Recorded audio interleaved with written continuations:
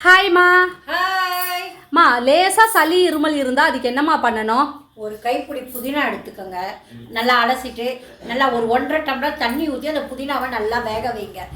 நல்லா ஒரு 1/2 டம்ளர் அளவுக்கு நல்லா காசிட்டு அதை வடிகட்டி எடுத்துட்டு கொஞ்சோண்டு மிளகு கொஞ்சம் சால்ட்டு போட்டு அதை உடனே குடிச்சிங்கன்னா கொஞ்சம் சளி உடனே சரியாயிடும். இப்போ வந்து சில பேருக்கு நிறைய தொடர்ந்து இரும்பிட்டே இருப்பாங்க. இரும்பிட்டு நிறைய சளி இருக்கும் இல்லையா, அவங்க என்ன பண்ணோம், கொஞ்சம் மிளகு எடுத்து கடாயில் போட்டு நல்லா வறுத்துட்டு அதை தூள் பண்ணி தேன் இருக்கும், தேன் போட்டு குழச்சி அதை குழந்தைங்களோ பெரியவங்களோ யார் வேணால் 2 பேருமே சாப்பிட்லாம். சாப்பிட்டுட்டு வெந்நீரை நல்லா சுட சுட குடித்தா நல்லா தூக்கம் வர, இருமல் நிற்கும். பெரியவங்களும் செய்யலாம், குழந்தைங்களுக்கும் கொடுக்கலாம் தேன் கலந்து. இந்த வைத்தியம் செஞ்சு பாருங்கள், கண்டிப்பாக சரியாகும். அதே மாதிரி வீட்டில் துளசி இருக்குதுன்னா ஒரு 5 துளசி எடுத்து அலசிட்டு வாயில் போட்டு மென்று சாப்பிடுங்க, அதுவும் சளி கேட்கும்.